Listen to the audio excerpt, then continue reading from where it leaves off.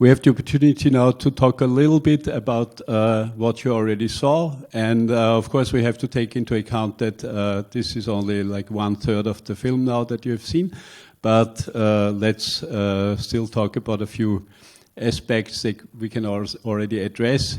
There is one particular moment when this film started, you told me already before, and I think it would be interesting for you and Adam to tell your view on this story when you met in Thessaloniki at a certain point and the idea emerged. Thank you, Bert. How I met Adam and what is this film about? Because my previous films were always character-centered, and because that's the way I think, and I understand like storytelling or literature through characters, and somehow I have this thought in my head about films. So I didn't want to make a film about Documenta. I mean, the contemporary art goal was not my expertise, let's say. But I met Adam accidentally in my hometown in Thessaloniki, Greece, when he and the artistic team of Documenta visited the Thessaloniki Biennale of Contemporary Art. And we have a common friend who invited me to join a dinner with them. And then I saw Adam for the first day, like I saw a guy. And then I learned that this guy has this job to organize the biggest art exhibition of contemporary art. And I thought that sounds like interesting, to have a character who has a great journey in front of him. And after observing him for that evening, it was interesting because those were the days that this financial crisis in Greece had just erupted big time. I mean, with the exit from the Eurozone. Actually, that night, it was a night that in Brussels or where, I don't know where, the Eurogroup was discussing about Greece leaving the Eurozone. So it was all over the news and television, and Adam was watching this, and because he was observing, in a sense, the locus, the place he's in. And then the next day, I asked him, do you know what I do? I do documentaries. And he said, yes, this friend told me. And I said, do you think a possibility of me observing you while you observe? And he just gave me his hand, and that was it. That's how we started this observation.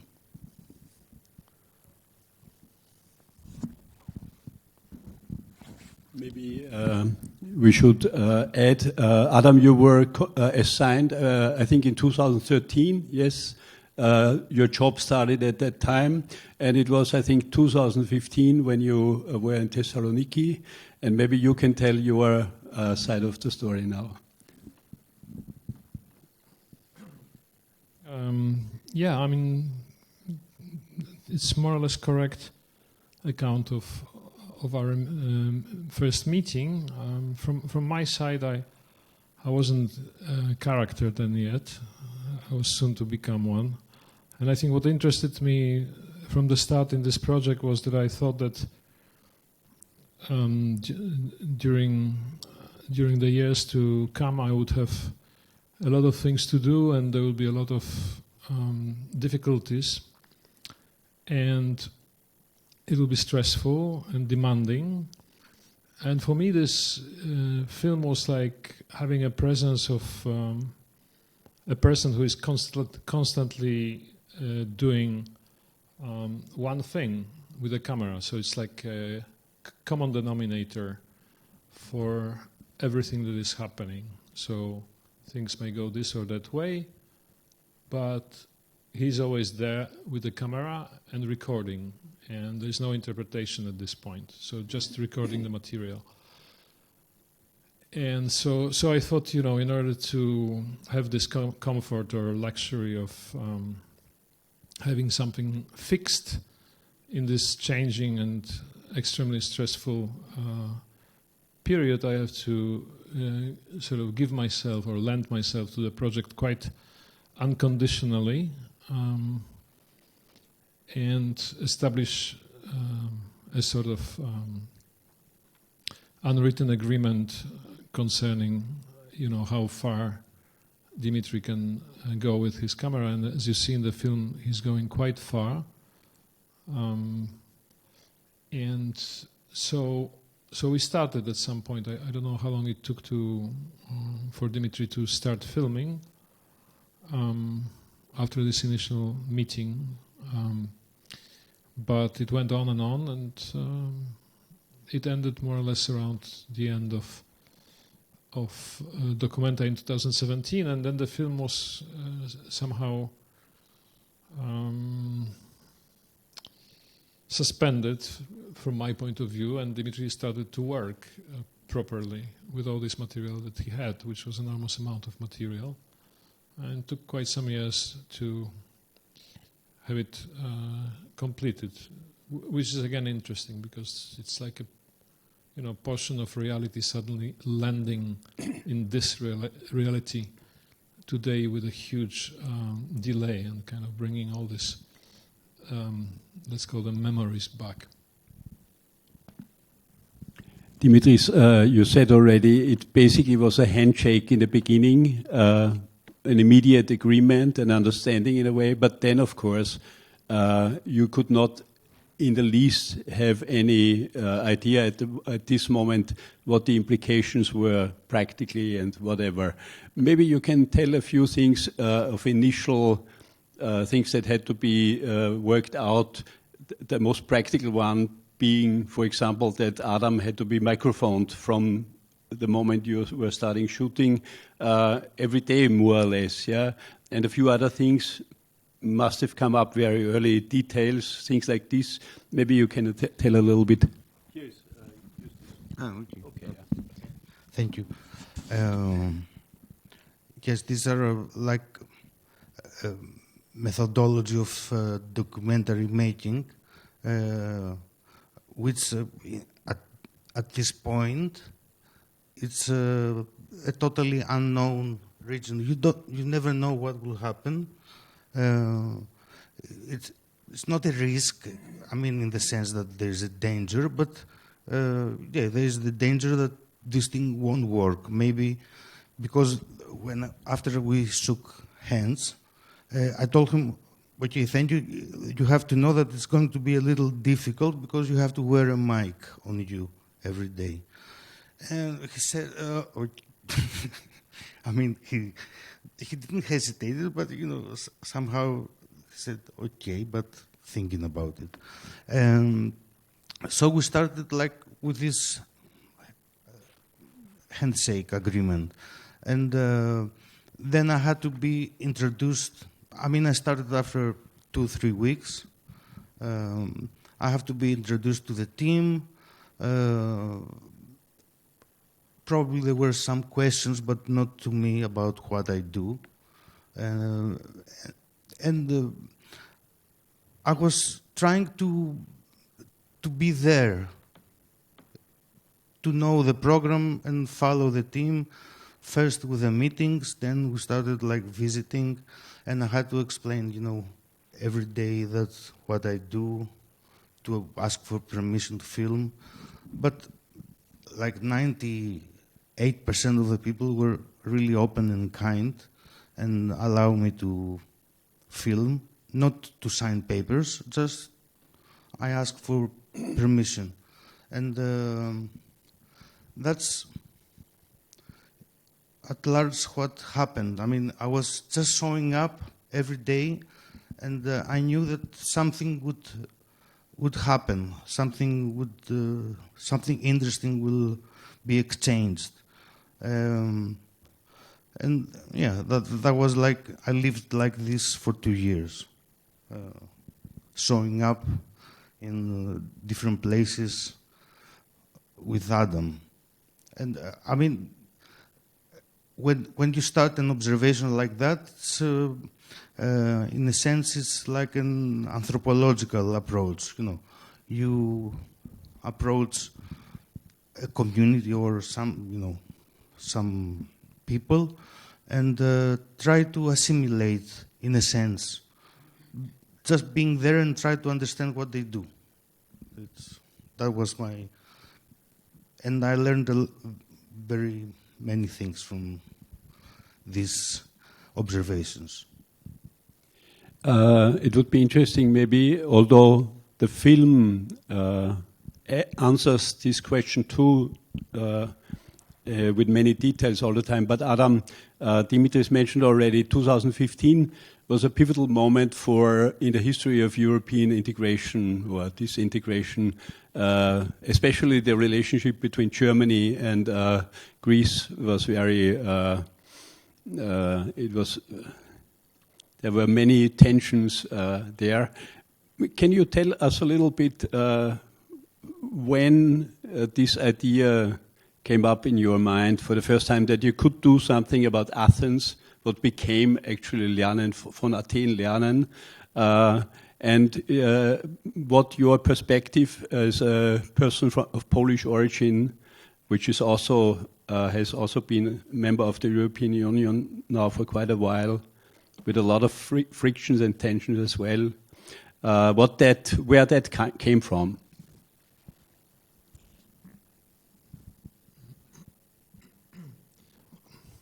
Well, it was striking at some point to see one stage after the other of European disintegration. You know, what was the attempted integration in the 90s and promised something, was slowly becoming a lived reality of both post-Soviet bloc and Western Europe proper, and then the South, you know, and that was the moment when the South, the countries which were defined as pigs, so Portugal, Italy, Greece and Spain, were kind of out or conditionally only part of Europe, of United Europe, and it turned out that the financial and fiscal arguments were of utter importance. So at that time, Syriza won elections in Greece and was on a course somewhere, quite experimentally, I think, to perhaps ask questions as to conditions in which all those countries should be part of one Europe. And at the same time, Greece had a reputation at that point of being a enfant terrible, a bad boy or something, that has to be given a lesson, you know. So this mood of being in position to give lessons to Greece was asking for a response, and I thought that we should change the perspective and see what we can actually experience and learn in Greece. And this needed the move, and the move was to build Documenta practically from Athens, with a whole, let's say, awareness of the history of Documenta as being, you know, the sort of exhibition conceived in Germany in specific geopolitical circumstances in the mid-50s. You know, reconstruction of Europe, Marshall Plan, Germany joining the family of civilized nations again. You know, the German President Theodor Heuss making the first international visit to Athens to kind of confirm the access of Germany again to this Europe and its civilized values after the Nazi horrors, which are from now on to be considered an aberration simply, and aberrations are easily, you know, put aside and we go back to normal. So I thought the situation was in many respects exemplary, and we should have an exhibition that addresses both locations. Kassel, which is not exactly the center of Germany. However, after the reunification of Germany, is closer to the center. It used to be the eastern frontier, the sort of border strip of Western Germany, where one would, receive some subsidies for settling there and working there. So it was a very difficult time until the reunification. But then there was Documenta. So I thought maybe Documenta could still play a role in some way, not in a sense of making things great again, but somehow at least asking questions, and that's why we decided to start working from Athens.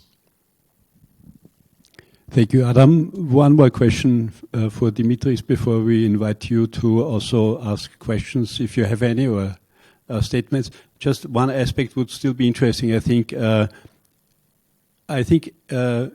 From what we can recollect or conclude from when we see the film, you probably started it in a way that didn't even know yet completely where this would end. But what did that mean in terms of logistics? Like, did you have a production company? Well, when did you have a production company?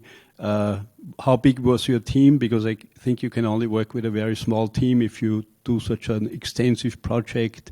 A few words maybe on the logistics of that thing. As I said, we started. The initial moment was an accidental meeting. So from then on, I knew that I had a story, like an access to a character and access to a story.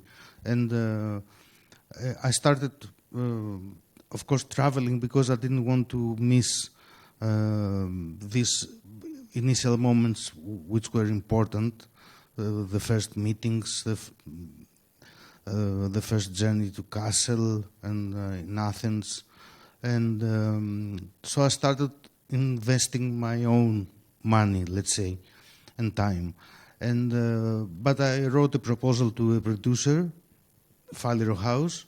They liked the proposal and invited me to discuss. And that happened like in the next 6 months. So for 6 months I was investing my own resources, and then I had the luck to be supported by a production company, Falero House.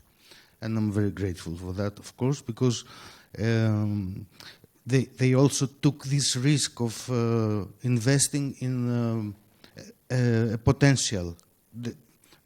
You don't know if it's going to work. You don't know if there is a story. You don't know anything. It's just you have like you see like a far away island. You don't know what it's there. What was the other question?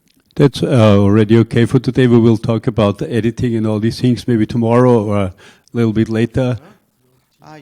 No, there was no team. That was the good part, because I'm really cheap. I mean, it was only me and my traveling. So I like to work alone, because when you're alone, you can enter also a small meeting, a small room. If there's a crew, things change a bit. I mean, it's like, it's filming time now. I was going every day there, so in the end, they got used to me, like I was part of the team, actually. I was always there. So it also helps to build trust, because you get to know somebody, and intimacy, and also understanding of the process for me better. And that's what I try to convey in the film also. Mm-hmm. Very good. So we'd be interested to hear maybe from some of you, what did you see? How did questions come up? Please. I kept thinking about the camera, which I couldn't see, and how big was it and how visible was it if you entered a public space? Because I think that does something to people. it changes the situation, and also maybe it was even helpful to go someplace and be filmed. That's what I ask you then.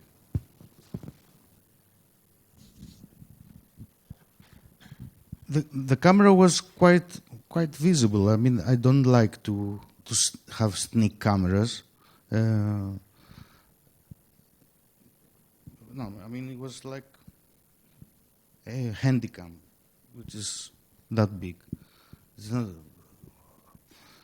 maybe sometimes, in bars, I had a small one. But usually most of the material is with quite an obvious big camera. Did it change the situation for you as being filmed? For me personally, well, it changed. It gave a different frame to interaction with other individuals. Like when you have a meeting with an artist and there is a third person filming it, it becomes quasi semi-formal, and it helps to keep the conversation precise, because you realize that you're being filmed and you forget about it, but nevertheless you try to to make sense, to make it compact, and to make it somehow. You're kind of really producing it for the public at this point already, and I think a number of artists also play this game. It's very difficult to film a human being who knows about being filmed without influencing the course of actions. I don't think it's possible, actually, although we are so used to, appearing as image. But it's definitely, the experiment is changing the guinea pig in an irreversible way, I think. So I don't know what kind of document I would have had without this film. Maybe a better one. But the camera, in a sense, it's not like it's spying.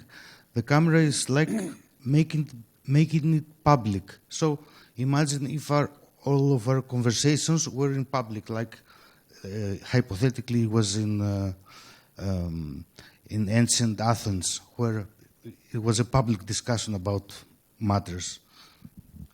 Yeah, that's one way of looking at it, but it kind of also reminds me of endurance performance, extending over a very, very long time. And specifically, for instance, the performance by Tei-Ching Hsieh and Linda Montano, in which they were chained together for 1 year, like Linda Montano and Tei-Ching. They were connected with a chain or rope. I don't think it was a chain, literally. Maybe it was a rope. But they had to be in a relation for 1 year in 1970s. So it sometimes felt like that, that there is a rope. Yeah. Thank you very much for your film and for sharing this particular time in your life. I thought it was very insightful and also special to see this, to travel with you through this journey. I was wondering if the camera also became sort of a mirror for you at some point, or also like a point of reference as an archive to your work, imagining to go through this whole process of meeting artists, visiting places, and having someone accompany you, always sort of like tempting to go back to this material in both ways. I don't know how you feel about that, but...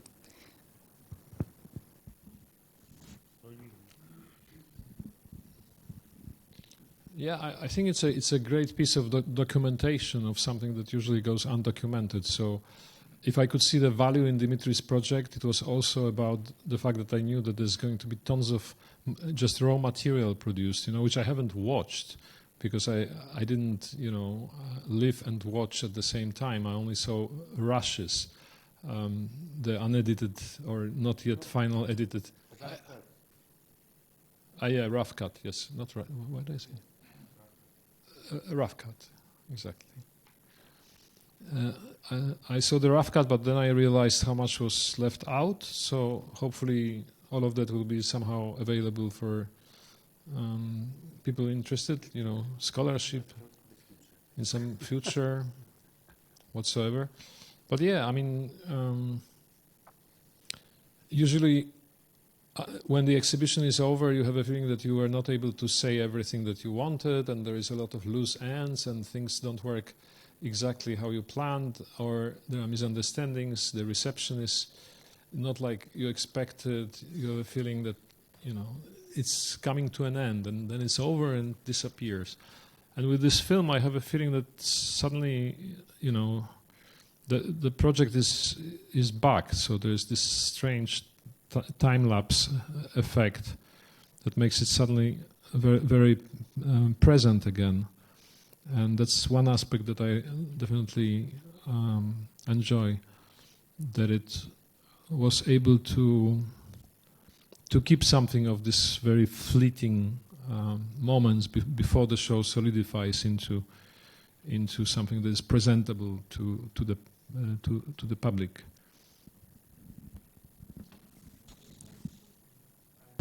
Do you hear me? I have a question.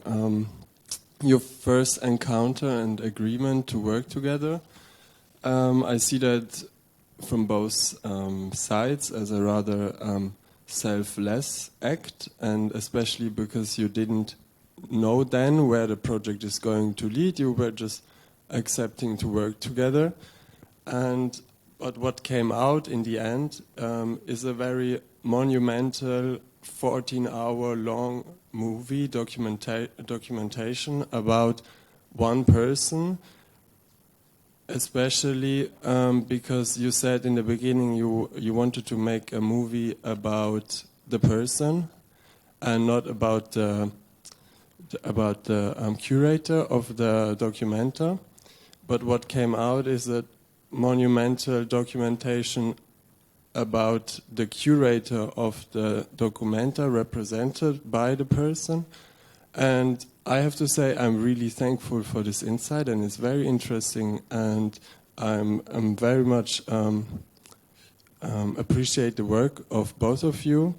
But I would like to hear some of your thoughts about this outcome in the end. What you leave, the result.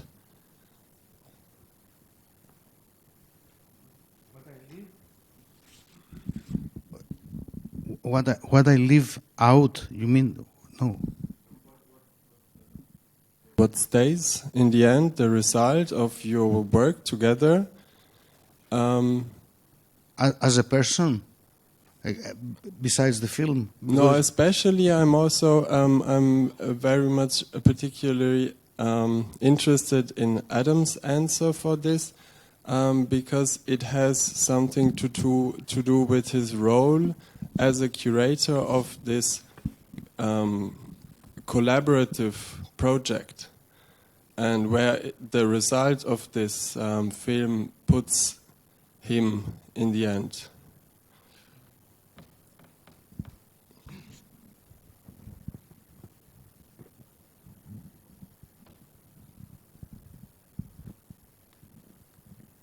This process of Documenta consisted of mostly conversations with many individuals, so artists and the team, different members of the team, not only curators or curatorial advisors and so forth.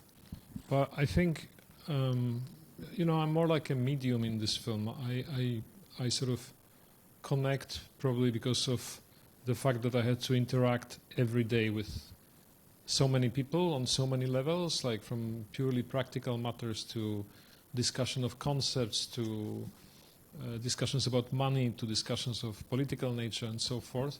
So I guess I'm more like an opener to what I see really as a picture of a process of making a large project in which several individuals give their contributions, and regarding the decision to offer myself to this process, I had to think about it again when at a certain point in Athens we were discussing the public program and how this public program would be organized, and it was a discussion with Paul Preciado and several other people, and at some point Paul had this idea that we would designate for the Parliament of Bodies, which was the public program of Documenta, some individuals who would be considered ministers. And so I said, yeah, but ministers is like creating some kind of cabinet, and we don't want to have, a quasi-political organization of some ministers, who are in fact philosophers or filmmakers or artists or whatever, who we think have something special to say or do. And Paul said, no, but the role of ministers is that they have to give everything, So he defined those ministers not as individuals who are able to take decisions or who have specific competence, but primarily as those whose task is to give everything. And so this idea of excessive giving was present on many levels of the exhibition. I don't know if today, maybe in one of the following days, there is the idea of potlatch, of sort of ritualistic destruction of what is precious, which then leads to a renewal and kind of more circular thinking about value and economy. So this kind of ideas were present. So I think the idea of giving everything was important for the project and for many of those who were working in it. And it was not giving everything as it is in the kind of sort of accelerated capitalist situation where you are just expected to give a maximum performance, and you are judged by efficiency. But it was a more fundamental idea of giving as something that actually gives you more than keeping something would give you. If I may answer this way. Okay, thank you, Adam. Unfortunately, we are running out of time now. Our slot is coming to an end, but as Eva Sangiorgi has already said, on Sunday there will be a larger panel, and we will also be here again tomorrow after the second part of the screening, and Dimitris will be around at the Viennale, Adam as well. If you run into him, you can certainly also, I'm sure, approach and ask a question or say something. So thank you for being here. We hope to see some of you tomorrow again. And thank you, Adam. Thank you, Dimitris. See you again.